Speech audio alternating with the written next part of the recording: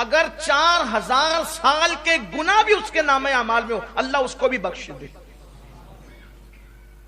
بڑا عظیم ہے یہ. انبیاء کرام کا یہ وظیفہ ہے جو میں نے پڑھا نا، جس کو ہم چوتھے کلمے کی شکل میں پڑھتے ہیں. انبیاء پڑھتے تھے اس وظیفے کو. ایک وظیفہ اور ہے، حسبنا اللہ و نعم الوکیل.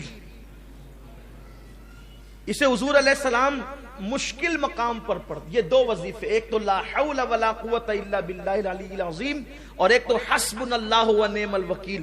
اس کو حضور علیہ السلام مشکل مقامات پر پڑھتے تھے. فرمایا جو حسبنا اللہ و نعم الوکیل پڑھے گا، اللہ فرماتا ہے چونکہ تو نے مجھے اپنا کارساز بنایا، اب تیرا کوئی کام بگڑنے نہیں دوں گا، اس لیے اس کو پڑھا کریں. بڑے وظائف ہیں اور بہت زیادہ دیے جائیں تو کہیں ایسا نہ ہو کہ آپ مشکل میں پڑ جائیں. لیکن ایک وظیفہ جو حضور غوث پاک سے منسوب ہے اور اس کی بے شمار دنیاوی اخروی فوائد ہیں، اگر کچھ نہ کر سکو تو اتنا کر لیا کرو کہ ہر نماز کے بعد یہ وظیفہ، اس کو کہتے ہیں پنج گنج قادریہ. پنج گنج قادریہ یہ ہے کہ فجر کی نماز کے بعد اول آخر 3 بار درود شریف پڑھنا ہے، اور بیچ میں 100 مرتبہ یا عزیز و یا اللہ، یا عزیز و یا اللہ. ظہر کے بعد 100 مرتبہ یا کریم و یا اللہ. عصر کے بعد 100 مرتبہ یا جبار و یا اللہ. مغرب کے بعد 100 مرتبہ یا ستار و یا اللہ. عشاء کے بعد 100 مرتبہ یا غفار و یا اللہ. 1 منٹ لگتا ہے، اور اطمینان سے پڑھیں گے تو 2 منٹ لگتے ہیں. لیکن وظائف کی برکت ہے. یہ جو یا عزیز و یا اللہ پڑھتا ہے فجر کے بعد، جو کبھی ذلیل نہیں ہوگا، نہ دنیا میں نہ آخرت میں. آپ کو ذلیل کرنے والے خود ذلیل ہو جائیں گے، آپ ذلیل نہیں ہوں گے. اس لیے کہ جو اللہ کو عزیز کہہ کے پکارے، خدا اس کو کیسے ذلیل کرے گا. آزما کے دیکھ لیں، کبھی ذلت نہیں ہوگی، کبھی ذلت. آپ کو ذلیل کرنے والا خود ذلیل ہوگا. اس کے بعد یہ جو ظہر کے بعد یا کریم و یا اللہ پڑھا جاتا ہے، یہ پڑھنے والا کبھی روزی کے معاملے میں تنگ دست نہیں ہوگا. اثر بعد یا جبار و یا اللہ پڑھنے والا کبھی ظالم حاکم اس کو پریشان نہیں کر سکے گا. مغرب کے بعد یا ستار و یا اللہ پڑھنے والا کبھی لوگ اس کے عیب کی وجہ سے اس کے عیبوں کو اچھال نہیں سکیں گے اور اچھالنے میں کامیاب نہیں ہو سکیں گے. عشاء کے بعد یا غفار و یا اللہ پڑھنے والا اللہ تبارک و تعالی اس کے بستر پر آنکھ بند ہونے سے پہلے اس کی مغفرت فرما دے گا. اللہ کا ذکر کریں. آخری بات یہ کہ ذکر کی 3 قسمیں ہیں. جب تک کہ یہ 3 قسم ایک ساتھ نہ ہو جائے ذکر نہیں ہوتا. جب تک کہ تینوں چیز مل نہ جائیں ذکر نہیں ہوتا. ایک ہے ذکر باللسان یعنی زبان سے ذکر. دوسرا ہے ذکر بالقلب یعنی دل سے ذکر. تیسرا ہے ذکر بالجوارح یعنی اعضاء سے ذکر. زبان اللہ اللہ کہے ذکر ہے، لا الہ الا اللہ کہے ذکر ہے، سبحان اللہ و بحمدہ سبحان اللہ العظیم کہے ذکر ہے، یا ستار یا اللہ کا ذکر، یا غفار یا اللہ کا ذکر ہے، لا الہ الا انت سبحانک انی کنت من الظالمین کا ذکر ہے. لیکن زبان یہ سب ذکر کرے، اب دل میں یہ ہو کہ میرے اللہ میری اوقات کیا تھی کہ میں تیرا ذکر کرتا، تو توفیق نہ دیتا تو میں کب کرتا. یہ نہیں کہ ذکر کر رہا ہوں سب کو دیکھ رہا ہوں کہ کون کون دیکھ رہا ہے کہ میں ذکر کر رہا ہوں. میری حیثیت کیا، تو نہ چاہتا تو میری زبان پہ تیرا نام کیسے آتا. پھر یہ جو نعمتیں تو نے مجھے دے رکھی ہے تیرا کرم ہے. یہ جو دولت مند بنایا، عزت دی، لباس دیا، اولاد دیا، یہ دیا وہ دیا، اس پہ دل شاکر رہے، شکر کرے. زبان ذکر کرے، دل شکر کرے. یہ 2 چیز ہو گئی.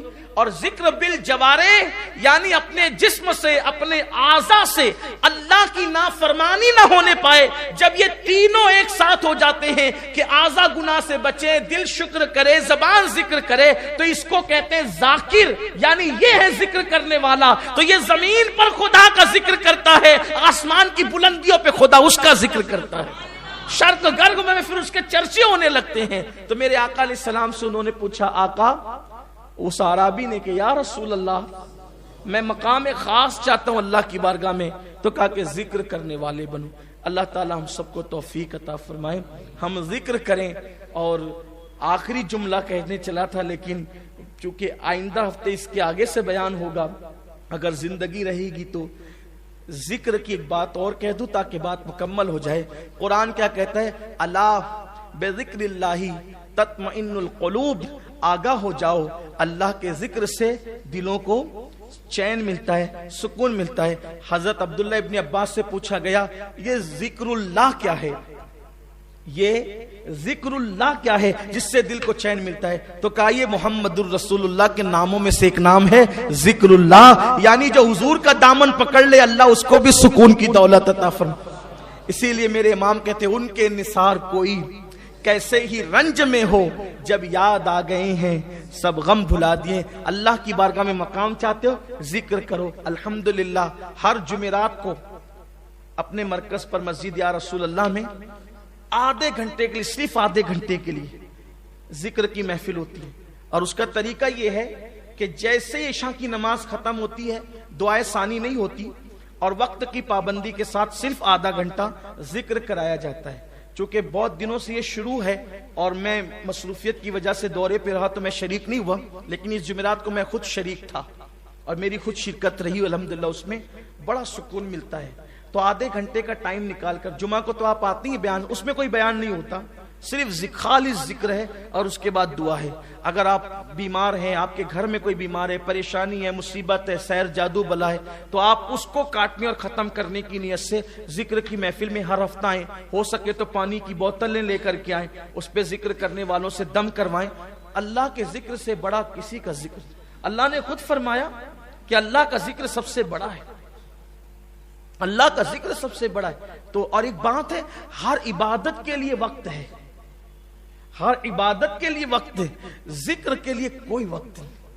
ہر عبادت کی لیمٹ ہے، روزے اتنے ہی ہوں گے، نمازیں اتنی، 5 ہی نماز ہوگی، 6ٹھی نماز آپ ایجاد نہیں کرتے فرض کے حوالے سے۔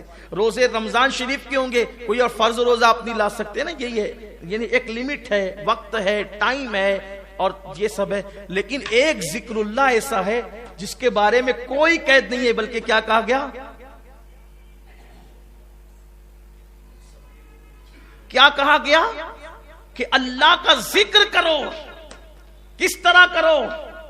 بکرتم واسیلا، صبح بھی کرو اور شام بھی کرو، اور کتنا کرو؟ تو کہا کثرت سے کرو،